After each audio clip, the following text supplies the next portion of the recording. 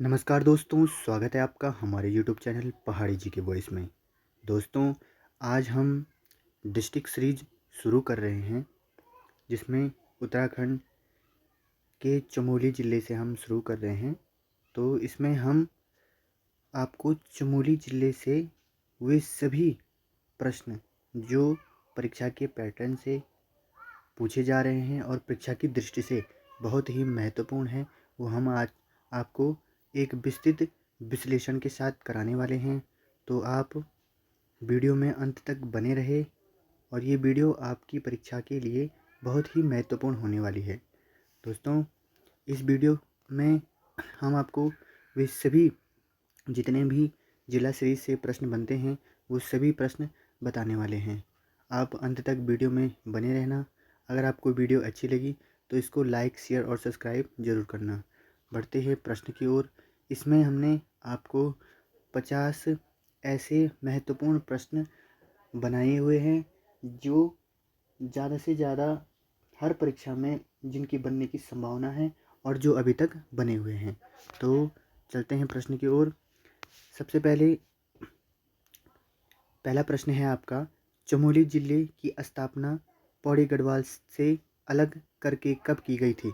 ठीक है, तो चमोली ज़िले से जो पौड़ी गढ़वाल से अलग करके इसकी स्थापना की गई थी आपकी 24 फरवरी 1960। ठीक है, अगर आप किसी भी बुक से पढ़ोगे तो इसी प्रकार के क्वेश्चन उसमें बनेंगे, उसमें थोड़ा आपको विस्तृत पढ़ना होगा, लेकिन हमने वही प्रश्न इसमें दिए हुए हैं जो अभी तक परीक्षा में बने हुए हैं और जिनकी बनने की संभावना बहुत ही ज़्यादा है। ठीक है, 24 फरवरी 1960 को तत्कालीन उत्तर प्रदेश के सीमांत क्षेत्रों के विकास के लिए 3 नए जिले कौन से बनाए गए? चमोली, उत्तरकाशी और पिथौरागढ़।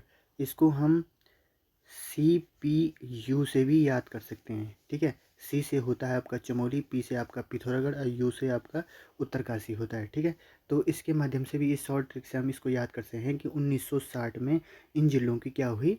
स्थापना हुई। ठीक है, अगला प्रश्न है आपका, अगले प्रश्न पे चलते हैं। आधिकारिक क्षेत्रफल 8030 वर्ग किलोमीटर के अनुसार वर्तमान में उत्तराखंड का सबसे बड़ा जिला कौन सा है? तो क्षेत्रफल की दृष्टि से आपका जो सबसे बड़ा जिला है वो है आपका चमोली। ठीक है, और सबसे कम क्षेत्रफल वाला जो जिला है वो आप कमेंट बॉक्स में बता देना कि कौन सा जिला आपका सबसे कम क्षेत्रफल वाला है। ठीक है, आपने पटवारी परीक्षा में भी देखा होगा और अन्य परीक्षाओं में भी देखा होगा। सबसे पहले तो मैं यही बता देता हूँ कि पटवारी परीक्षा में भी देखा होगा कि क्षेत्रफल से भी एक प्रश्न बन रखा था। ठीक है, तो ये आपको बिल्कुल भी मिस नहीं करना है, किसी भी परीक्षा में ये बन सकता है। ठीक है, इसके लिए आपको उत्तराखंड का सर्वाधिक क्षेत्रफल वाला जिला चमोली है। ठीक है, जो कितना है? 8030 वर्ग किलोमीटर है। दूसरे स्थान पर उत्तरकाशी है। ठीक है, तो इस प्रकार भी आता है कि आरोही और अवरोही क्रम में जिलों के क्षेत्रफल के हिसाब से जिलों को व्यवस्थित करो। तो इस प्रश्न के लिए भी ये फैक्ट आपको बहुत ही ज़्यादा महत्वपूर्ण है। जैसे चमोली आ गया सबसे ज़्यादा, उसके बाद कौन है? उत्तरकाशी आ गया। ठीक है, तो इस प्रकार आप ये भी याद कर लेना। ठीक है, अगला प्रश्न है आपका, चमोली ज़िले का मुख्यालय कहाँ है? पहले चमोली ज़िले का मुख्यालय कहाँ है?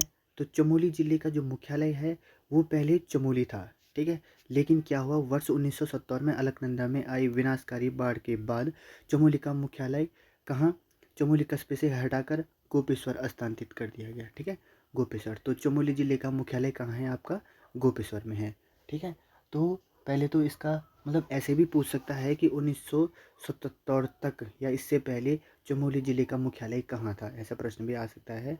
ठीक है, तो उसका मुख्यालय पहले तो चमोली था, उसके बाद जब बाढ़ आई थी तो 1970 के बाद अलकनंदा में जो विनाशकारी बाढ़ आई थी उसके बाद इसका जो मुख्यालय स्थानांतरित हुआ वो गोपेश्वर में हो गया। अगला प्रश्न है आपका, चमोली ज़िले की सीमाएं तिब्बत चीन के अलावा उत्तराखंड के कितने जिलों से मिलती है? इससे आपको जितने भी प्रश्न बन रहे हैं मैंने जिला सीरीज के वो सब प्रश्न इसमें दिए हुए हैं। अगर आपको ये वीडियो अच्छी लगेगी तो आप कमेंट में ज़रूर बताना, मैं पूरी जिला सीरीज इसके माध्यम से आपको करवा दूंगा। ठीक है, चमोली ज़िले की सीमाएं तिब्बत चीन के अलावा उत्तराखंड के कितने जिलों से मिलती है? तो ये 6 जिलों से मिलती हैं। ठीक है, तो चमोली ज़िले की तिब्बत सीमा के अलावा उत्तराखंड के कितने जिलों से मिलती है? तो इसमें कौन कौन से ज़िले हैं? 6 ज़िले में उत्तरकाशी से मिलती है, एक रुद्रप्रयाग से मिलती है, पौड़ी से तो मिलेगी है, अल्मोड़ा से, बागेश्वर और पिथौरागढ़ से मिलती है। ठीक है, मैंने आपको एक ट्रिक बताई है कि किन जिलों की स्थापना किन जिलों की स्थापना आपका 1960 में हुआ है? तो वो हुआ है सीपीयू। इसको ज़रूर याद रखना, ये एक शॉर्ट ट्रिक है, इसके माध्यम से आपके 3 जिलों की स्थापना एक ही इसमें हो जाएगा, ठीक है। अगला प्रश्न है, चांदपुर गढ़ी जो परमार वंश की प्रारंभिक राजधानी थी, ठीक है, चमोली जिले की किस नदी तट पर स्थित थी, ठीक है। तो ये थी आपकी आटाघाट, ठीक है, आटाघाट पे, ठीक है। तो जो इनकी प्रारंभिक राजधानी थी चमोली जिले के किस नदी तट पर थी? आटाघाट। चांदपुर गढ़ी चमोली के कर्णप्रयाग के समीप आटाघाट नदी के तट पर स्थित थी, जहां राजा भानु प्रताप का शासन था, जिनके दामाद कनकपाल थे, ठीक है। तो ये भी प्रश्न बन सकता है, ठीक है, कि कनकपाल किसके दामाद थे? तो कनकपाल भानु प्रताप के दामाद थे। कनकपाल परमार वंश की नींव रखी थी, ये तो आपको पता ही है, ये मैंने जिला आपको एमसीक्यू सीरीज में आपको बताया हुआ था, ठीक है। चांदपुर गढ़ी चमोली के कर्णप्रयाग के समीप आटाघाट नदी के तट पर स्थित थी, ये भी मैंने आपको बताया हुआ है। अगला प्रश्न है, कनकपाल ने चांदपुर गढ़ी में परमार वंश की स्थापना किस वर्ष की थी? तो ये आपकी 888 ईस्वी में कनकपाल ने चांदपुर गढ़ी की स्थापना की थी, ठीक है। ऐतिहासिक स्रोतों के अनुसार धारानगरी गुजरात के राजकुमार कनकपाल ने 888 ईस्वी में चमोली क्षेत्र में परमार वंश की स्थापना की थी, ठीक है। ये आपके लिए बहुत इंपॉर्टेंट प्रश्न है, ठीक है। कब की थी ये? वैसे तो आता है नहीं इस प्रकार के क्वेश्चन, लेकिन क्या पता कभी बन जाएगा, ठीक है। तो अगला प्रश्न है, कुत्यूरी राजवंश की प्रारंभिक राजधानी कार्तिकेयपुर जो जोशीमठ में चमोली में किस नदी के किनारे है? तो ये है आपका अलकनंदा के किनारे, ठीक है। कुत्यूरी राजाओं की प्रारंभिक राजधानी कहाँ है? जोशीमठ। ये तो ऐसे ही प्रश्न बन रहे हैं एग्जाम में इस टाइम, कि समीप कार्तिकेयपुर में अलकनंदा नदी घाटी में स्थित थी, जिसे बाद में अल्मोड़ा की कुत्यूरी घाटी में स्थानांतरित किया गया, ठीक है। तो कुत्यूरी राजाओं की प्रारंभिक राजधानी कहाँ थी आपकी? जोशीमठ, ठीक है, जो किस नदी के किनारे हैं? अलकनंदा के किनारे। ये याद रखना आपके हैं कि जोशीमठ किस नदी के किनारे है, ये भी आ सकता है। और घुमाने के हिसाब से कुत्यूरी जो राजवंश की प्रारंभिक राजधानी जोशीमठ है वो किस नदी के किनारे है, इस प्रकार भी आ सकता है, जिसके बाद में कनक जो अल्मोड़ा की कुत्यूरी घाटी में इसको स्थानांतरित किया। अब जो इनकी राजधानी है कहाँ है इसके बाद? अल्मोड़ा की कुत्यूरी घाटी में, ठीक है। अगला प्रश्न है आपका, प्राचीन ग्रंथों में चमोली के गोपेश्वर क्षेत्र को किस नाम से पुकारा जाता है? तो इसको गोस्थल या गोथला के नाम से पुकारा जाता है, ठीक है। यहाँ एक प्रसिद्ध गोपीनाथ जी का मंदिर भी है, ठीक है। ये प्रश्न भी परीक्षा में पूछा जाता है। गोपेश्वर का प्राचीन नाम गोस्थला या गोथला मिलता है, यहाँ से प्रसिद्ध प्राचीन शिव मंदिर में राजा अशोक चल का त्रिशूल लेख भी प्राप्त हुआ है, ठीक है। तो यहाँ त्रिशूल, एक बहुत बड़ा त्रिशूल भी है, जो यहाँ पे क्या है, प्रसिद्ध शिव मंदिर में राजा अशोक चल का त्रिशूल लेख भी प्राप्त हुआ है, ये यहीं भी है गोपेश्वर मंदिर में, ठीक है। भगवान शिव का प्रसिद्ध और बहुत भव्य मंदिर है गोपेश्वर में, ठीक है। चमोली जिले की सबसे ऊंची पर्वत चोटी कौन सी है? जो भारत की भी दूसरी सबसे ऊंची चोटी है, ठीक है। उत्तराखंड की तो सबसे पहली हो गया, इसका नाम है नंदा देवी पश्चिम में, ठीक है। नंदा देवी जो पश्चिम है 7,817 मीटर, चमोली जिले और उत्तराखंड राज्य की सबसे ऊंची चोटी है नंदा देवी। ये प्रश्न भी परीक्षा में पूछे जाते हैं, बहुत इंपॉर्टेंट है परीक्षा की दृष्टि से। कामेट पर्वत राज्य की दूसरी सबसे ऊंची चोटी है, ठीक है। तो ये भी आता है, इस प्रकार भी आता है प्रश्न की, सबसे जो नंदा देवी पर्वत चोटी है, जो जिसकी मतलब जो नंदा देवी पर्वत चोटी है वो किस जिले में है, इस प्रकार के भी प्रश्न आते हैं, तो ये आप जरूर याद कर लेना, ठीक है। अगला प्रश्न है, नीति दर्रा और माणा दर्रा तिब्बत के को उत्तराखंड के किस जिले से जोड़ता है? तो उत्तराखंड के नीति माणा जो किसको जोड़ता है? चमोली को जोड़ता है। नीति और माणा जो है ये यही है, ठीक है, चमोली जिले में। बालचा, सैलसह और किंगरी बिंगरी दर्रे चमोली जिले को तिब्बत चीन से जोड़ने वाले ऐतिहासिक व्यापार मार्ग में है, ठीक है। अगला प्रश्न है, नदियाँ, जलप्रपात, संगम एवं पंचप्रयाग। तो अलकनंदा नदी का उद्गम स्थल चमोली में कहाँ से होता है? देखो, मैंने आपको अभी इसका जो ऐतिहासिक वर्णन बताया है, इससे इतने ही प्रश्न बहुत महत्वपूर्ण है। इससे भी और प्रश्न भी है, मैं वो सब भी आपको बता दूंगा, लेकिन अगर आप इसमें अच्छा रिस्पॉन्स देते हो तो तभी मैं इस प्रकार की आपके लिए एक महत्वपूर्ण सीरीज, आपको इसमें ज़्यादा मेहनत करने की ज़रूरत नहीं है। अगर आपने जिला सीरीज़ कंप्लीट कर लिया है तो इससे आपका बहुत अच्छा रिवीजन होने वाला है, और इससे आप अपनी स्कोरिंग कर सकते हो कि आपकी कितनी नंबरें इसमें बन रही है, ठीक है। अब है नदियाँ, तो अलकनंदा नदी का उद्गम स्थल चमोली में कहाँ से होता है? तो ये होता है आपका संतोपत ग्लेशियर से, ठीक है, जो कहाँ है? चमोली में। अलकनंदा नदी में स्थित संतोपत शिखर के अलकापुरी बांध ग्लेशियर और संतोपत ताल से निकलती है। ठीक है, ये प्रश्न भी बहुत ही महत्वपूर्ण है, बहुत ज़्यादा महत्वपूर्ण है, क्योंकि इस प्रकार के ही प्रश्न बन रहे हैं अभी कि अलकनंदा नदी का उद्गम स्थल कहाँ है, संतोपत ग्लेशियर। और ये किस प्रसिद्ध मंदिर के मतलब लगभग सामने मान सकते हैं, समीप है, किसके समीप है, तो ये आप कमेंट में बता देना। अगला प्रश्न है आपका, पंचप्रयागों में प्रथम प्रयाग विष्णु प्रयाग में किन दो नदियों का संगम होता है। तो विष्णु प्रयाग में सबसे पहले किसका संगम होता है, वो होता है अलकनंदा और पश्चिमी धौली गंगा का संगम होता है। तो देखो, जो मेन टॉपिक बनते हैं, जैसे आपका वो नदी तंत्र है, तो नदी तंत्र से इसी प्रकार के क्वेश्चन बनते हैं। नदी तंत्र जब स्टार्ट होता है तो अलकनंदा नदी का जो उद्गम चलता है, तो ये इसी प्रकार चलता है। सबसे पहले क्या होता है कि ये किस ग्लेशियर से निकलती है, वैसे ही होता है। जब आपने नदी तंत्र पढ़ा होगा तो उससे मैंने उसी हिसाब से ये क्वेश्चन बनाए हुए हैं कि जैसे आप नदी तंत्र में प्रश्न आ गए, ठीक है, तो नदी तंत्र में सबसे पहले यही तो होगा कि भाई अलकनंदा कहाँ से निकलती है, या सबसे पहले कौन सा संगम बनाती है। उसमें मैंने ये सब प्रश्न आपके लिए इसी प्रकार से मैनेज किए हुए हैं। ठीक है, तो पंचप्रयागों में प्रथम प्रयाग विष्णु प्रयाग है, किन दो नदियों का संगम है, अलकनंदा और धौलीगंगा। इसके बाद किन दो नदियों का संगम है, ये आप कमेंट बॉक्स में जरूर बताना। ठीक है, इसके बाद जो है वो है अलकनंदा और नंदाकिनी नदी का संगम। तो अलकनंदा और नंदाकिनी नदी का संगम कहाँ होता है, ये आप कमेंट में जरूर बताना। ठीक है, चमोली जिले में स्थित नंदप्रयाग में अलकनंदा के साथ किस नदी का मिलन होता है। तो यही प्रश्न मैंने पूछा, तो यही मैंने इसमें भी लिख दिया है, यह है नंदाकिनी नदी का संगम होता है। ठीक है, तो नंदप्रयाग में अलकनंदा और नंदाकिनी नदी का संगम होता है, और नंदाकिनी नदी त्रिशूल पर्वत के पास नंदा घूंटी से निकलती है। ठीक है, एक आया था कि भैरव घाटी में किन दो नदियों का संगम है, शायद ऐसा ही प्रश्न था, तो ये आप कमेंट में बता देना कि किन दो नदियों का संगम है। ठीक है, प्रसिद्ध ऐतिहासिक तीर्थ कर्णप्रयाग में किन दो नदियों का संगम है, तो वो है आपका अलकनंदा और पिंडर, जिसे कर्णगंगा भी कहा जाता है। ठीक है, कर्णप्रयाग में अलकनंदा और पिंडर नदी मिलती है। ठीक है, पिंडर नदी का उद्गम बागेश्वर के पिंडारी ग्लेशियर से होता है। यहाँ स्वामी विवेकानंद ने भी साधना की थी। ठीक है, अगला प्रश्न है आपका, सरस्वती और अलकनंदा नदी का संगम माणा गांव के पास किस स्थान पर होता है, जिसे केशव प्रयाग कहा जाता है। तो केशव प्रयाग कहा जाता है, तो सरस्वती और अलकनंदा नदी का संगम माणा गांव के किस स्थान पर होता है, तो वो होता है आपका केशव प्रयाग में। ठीक है, केशव प्रयाग में होता है। ठीक है, अगर इसमें थोड़ा सा भी कहीं पे मिस प्रिंटिंग होगी तो प्लीज़ थोड़ा कोऑपरेट कर देना, क्योंकि अब ये टाइपिंग में थोड़ा मिस्टेक हो जाती है, इसकी वजह से ये थोड़ा ख़राब हो जाता है। ठीक है, भारत के प्रथम गांव, ठीक है, भारत के प्रथम गांव के पास सरस्वती और अलकनंदा नदी का संगम है। ये बहुत ही महत्वपूर्ण इंपॉर्टेंट है। ठीक है, जिसे केशव प्रयाग नाम से जाना जाता है, यह पंचप्रयागों में शामिल नहीं है। पंचप्रयागों में कौन सा शामिल है, पहला है आपका जहाँ पे अलकनंदा और धौलीगंगा विष्णु प्रयाग है, फिर नंद प्रयाग है, उसके बाद कर्ण प्रयाग है, उसके बाद आपका रुद्र प्रयाग है, और उसके बाद आपका क्या है, देव प्रयाग है। देव प्रयाग में यहाँ से ये नदियाँ गंगा नाम से जानी जाती है, जो अलकनंदा और भागीरथी होती है। ठीक है, ठीक है, अगला प्रश्न है आपका,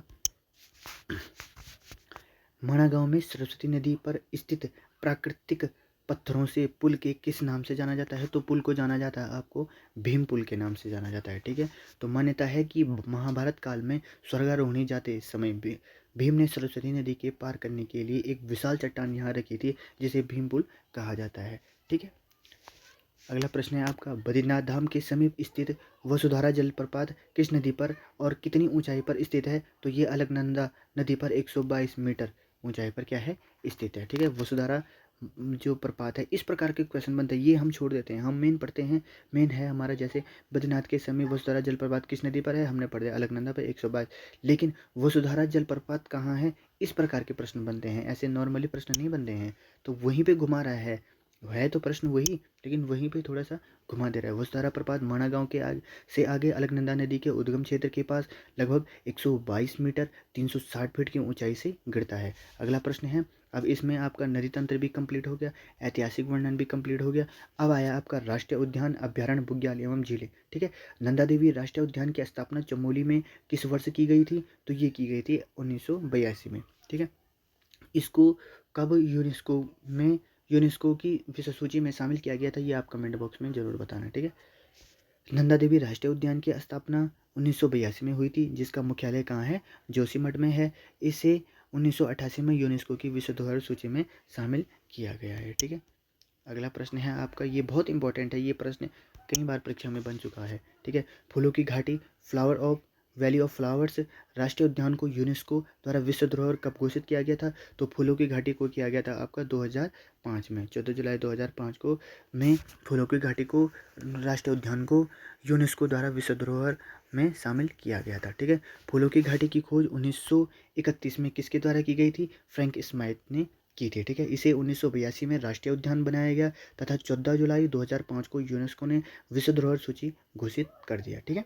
ये प्रश्न बन सकता है कि फूलों की घाटी की खोज किसने और कब की? तो वो क्या 1931 में फ्रैंक स्माइथ ने किया, ठीक है। ये चीज़ें ये नॉर्मल लगती हैं। ज़्यादातर जो देखने वाले हैं वो सब किस चीज़ पे ध्यान देते हैं कि हाँ भाई फूलों की घाटी की स्थापना हुई 14 जुलाई 2005, बस इसके बाद वो कुछ नहीं देखते हैं। ये मेन पॉइंट मेन की ये होता है, इससे बनते हैं प्रश्न, ठीक है। इससे भी बनते हैं, ये भी कभी भी आ सकता है, लेकिन इनको छोड़ देते हैं, सीधे देखेंगे वीडियो, इसको देखेंगे, हो गया बस इसका आंसर आ गया।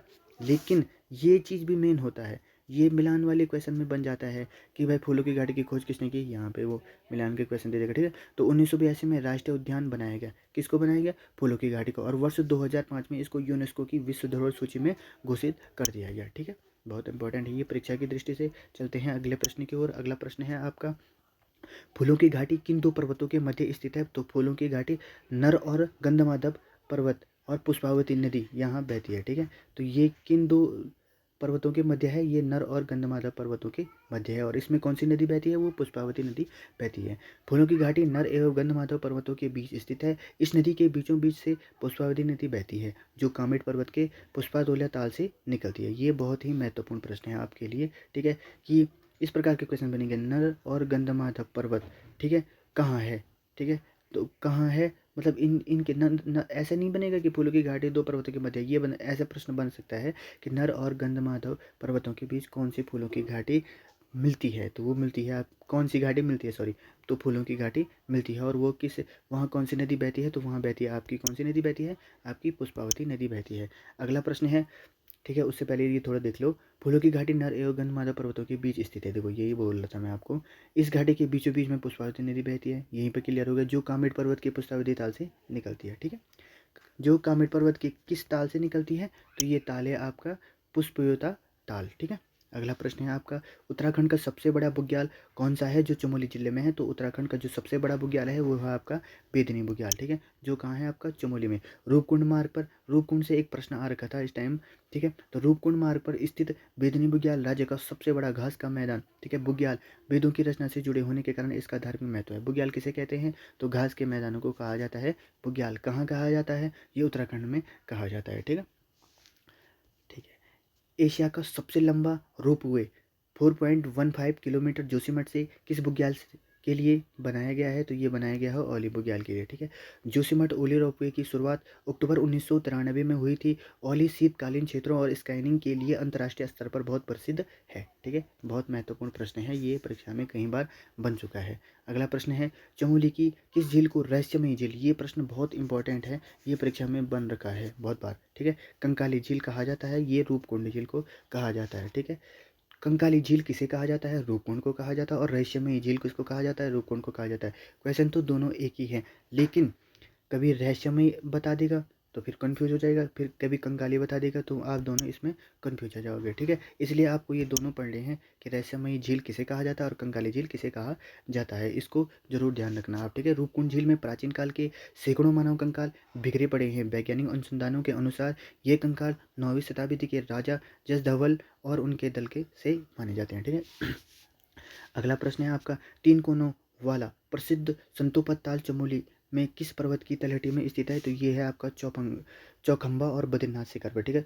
संतोपत ताल 3 कोनों वाला अत्यंत पवित्र ताल है। मान्यता है कि इसके तीनों कोनों पर ब्रह्मा विष्णु और महेश की तपस्या, ठीक है। ये एक महत्वपूर्ण प्रश्न है, ठीक है। ये प्रश्न बनने की संभावना उतनी नहीं है जिस प्रकार की इस पर, क्योंकि इस बार इस टाइम जो पेपर बन रहा है, पेपर का जो पैटर्न है वो आयोग इसी तरह से बना रहा है, ठीक है। वहीं पर का ये प्रश्न आ रहा है, लेकिन जो मेन मतलब लोग मतलब जो फ्लो में पढ़ते हैं तो इसी प्रकार के पढ़ते हैं, ठीक है। लेकिन जो वहीं पर है ये प्रकार के प्रश्न, इस प्रकार के प्रश्न बन रहे हैं, ठीक है। अगला प्रश्न है आपका, कस्तूरी मृगों के संरक्षण के लिए केदारनाथ वन्यजीव अभयारण्य के अंतर्गत कारचोला खर्क कस्तूरी मृग प्रजनन केंद्र की स्थापना कब हुई थी? तो ये हुई थी आपके 1982 में। ठीक है, ये किसके द्वारा किया गया था ये आप जरूर बताना। चमोली जिले के अंतर्गत गोपेश्वर उखीमठ मार्ग पर काचोला खर्क है। ठीक है, तो काचोला खर्क कहाँ है? चमोली जिले में।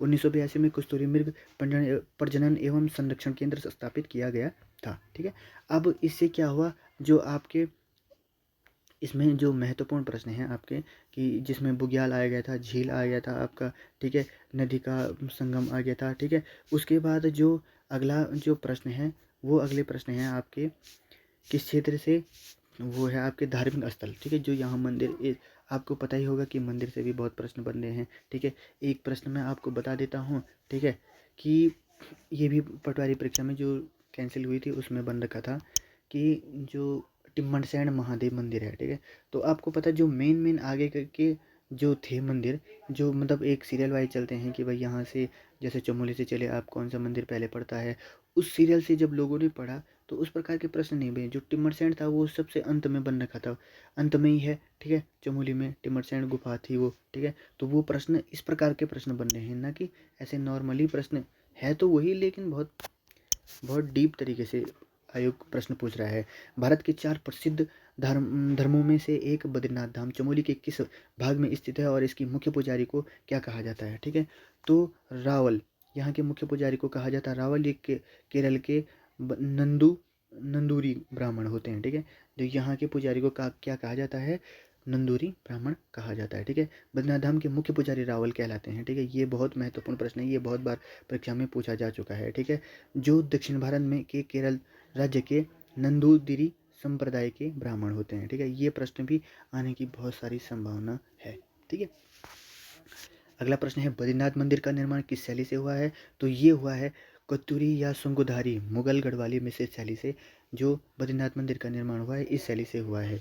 ठीक है, बद्रीनाथ मंदिर का ढांचा कत्यूरी सुंगुधारी शैली का है, जिसे स्थानीय स्तर पर गढ़वाली स्थापत्य कला और बाहरी सिंहद्वार को मुगल वास्तुकला से प्रेरित माना जाता है। पहले तो आपको सभी प्रश्न पढ़ने हैं, लेकिन जो प्रश्न मैं टिक करके आपको दे दूंगा वो आप थोड़ा इंपॉर्टेंट लगा देना, क्योंकि उसी प्रकार के प्रश्न परीक्षा में पूछे जा रहे हैं। ठीक है, अगला प्रश्न है चमोली जिले में स्थित पंचबद्री श्रृंखला में कौन कौन से मंदिर शामिल है? तो पंचबद्री जो श्रृंखला में मंदिर है वो है विशाल बद्री, आदि बद्री है आपका।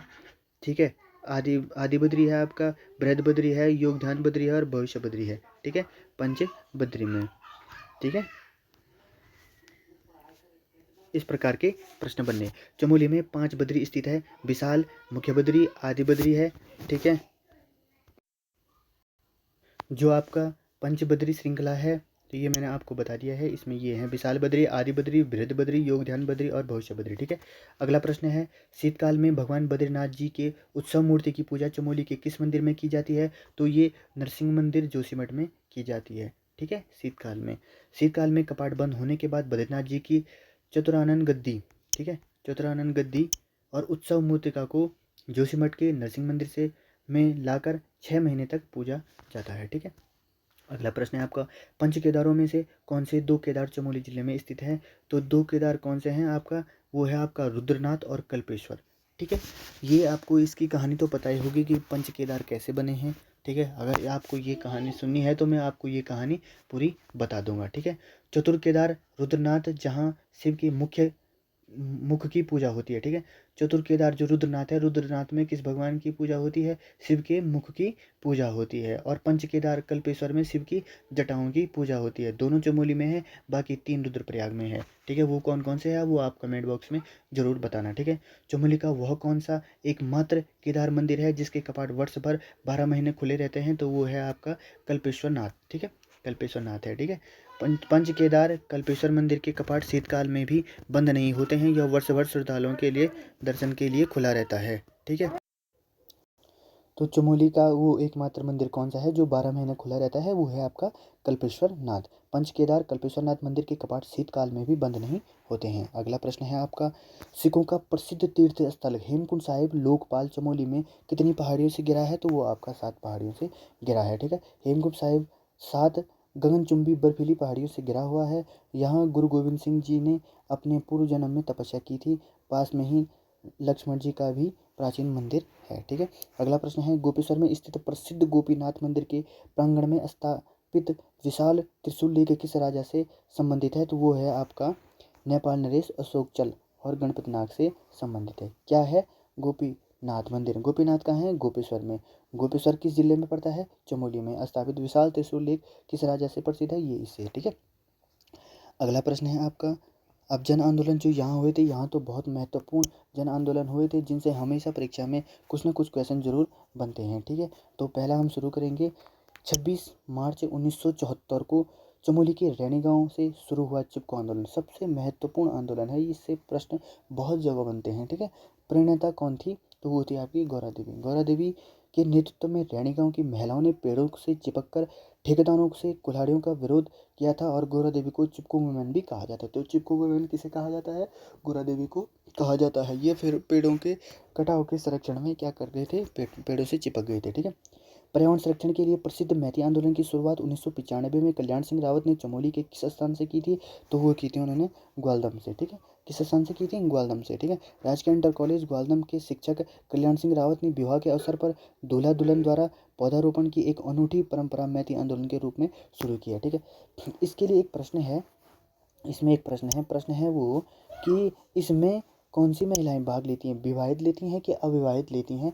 तो इसको आप कमेंट बॉक्स में ज़रूर बताना। ये बहुत ही महत्वपूर्ण प्रश्न है और परीक्षा में बन चुका है, इसलिए मैं आपको ये कह रहा हूँ। ठीक है, अगला प्रश्न है, यूनेस्को द्वारा चमोली के किस धार्मिक उत्सव लोक नाट्य को 2009 में अमूर्त सांस्कृतिक धरोहर घोषित किया गया है? तो वो है रामायण को। ठीक है, रामायण को 2009 में सांस्कृतिक धरोहर घोषित किया गया है। ठीक है, चमोली के सलूर डुंगरा गाँव में अप्रैल माह में आयोजित होने वाले रामायण उत्सव को 2 अक्टूबर 2009 को यूनेस्को ने विश्व अमूर्त सांस्कृतिक धरोहर सूची में शामिल किया था। इसे मुखौटा नृत्य द्वारा मुख्य आकर्षण होता है। ठीक है, मुखौटा नृत्य भी इसे कहा जाता है। ठीक है, प्रत्येक 12 वर्ष में आयोजित होने वाली विश्व प्रसिद्ध नंदा यात्रा चमोली के किस गांव से शुरू होकर हेमकुंड तक पहुंचती है? तो ये होती है कांसुगा गाँव नौटी के पास। ठीक है, और नंदा देवी राज यात्रा जो चमोली के कसुआ गांव से नौटे में श्रीयंत्र मंदिर से होकर 280 किलोमीटर की पैदल यात्रा तय कर हेमकुंड पहुंचती है। इसमें 4 सिंगों वाला खाडो मेंढा जो क्या होता है आगे आगे चलता है। ठीक है, चमोली के माणा और नीति घाटियों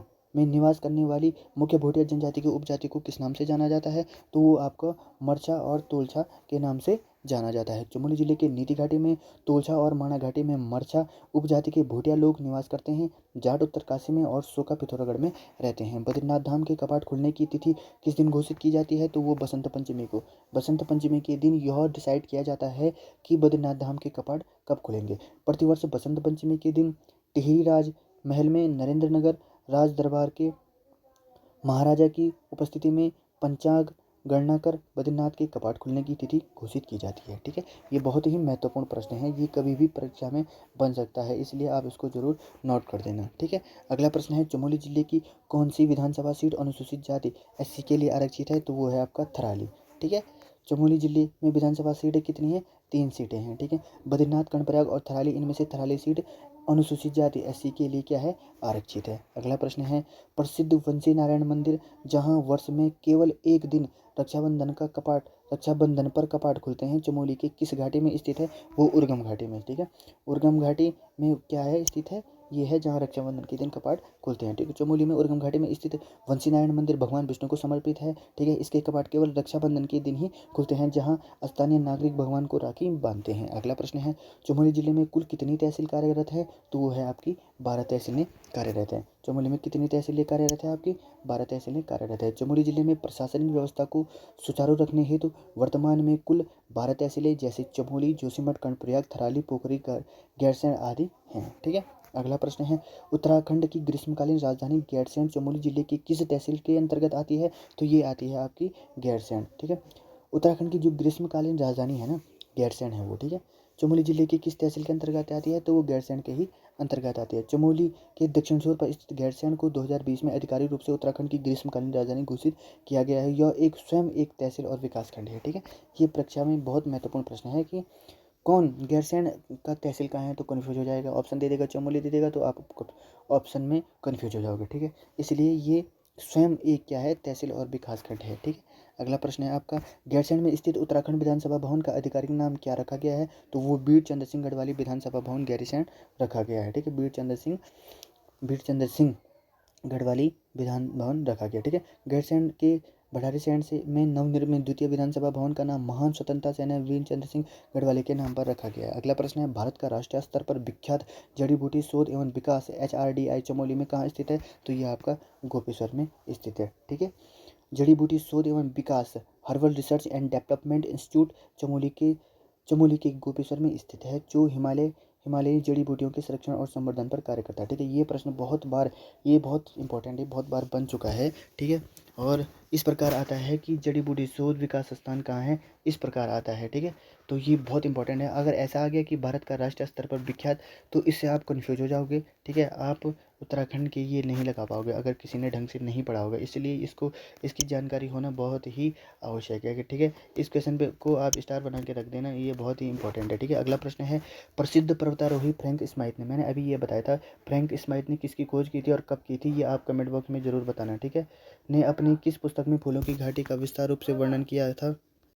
तो प्रसिद्ध जो पर्वतारोही फ्रैंक स्माइथ ने अपनी किस पुस्तक में फूलों की घाटी का विस्तार किया गया? तो द वैली ऑफ फ्लावर में। ठीक है, द वैली ऑफ फ्लावर में। और मैंने ये आपको बता दिया इन्होंने किस घाटी की खोज की थी। ठीक है, फ्रैंक स्माइथ ने 1937 में दोबारा घाटी की यात्रा की और 1938 में द वैली ऑफ फ्लावर नामक विश्व प्रसिद्ध पुस्तक प्रकाशित की थी। ठीक है, अगला प्रश्न है आपका, दूतातोली पर्वत श्रृंखला जिसे उत्तराखंड का पामीर कहा जाता है का विस्तार चमोली के अतिरिक्त किन जिलों में है? तो वह है अल्मोड़ा और पौड़ी गढ़वाल में। ठीक है, दूतातोली और श्रेणी का विस्तार 3 जिलों चमोली, पौड़ी गढ़वाल और अल्मोड़ा में है। ठीक है, यहाँ से 5 नदियाँ मुख्यतः पश्चिमी रामगंगा, नयार, पूर्वी नयार, पश्चिमी बुनो और आटाघाट निकलती है। ठीक है, बहुत ही महत्वपूर्ण प्रश्न है। ठीक है, बहुत ही महत्वपूर्ण। ठीक है, अगला प्रश्न है आपका, चमोली जिले के लाता गांव के वनों की सुरक्षा हेतु झपटू छूटो आंदोलन किस वर्ष हुआ? तो ये 1998 में हुआ था। इसमें क्या हुआ था?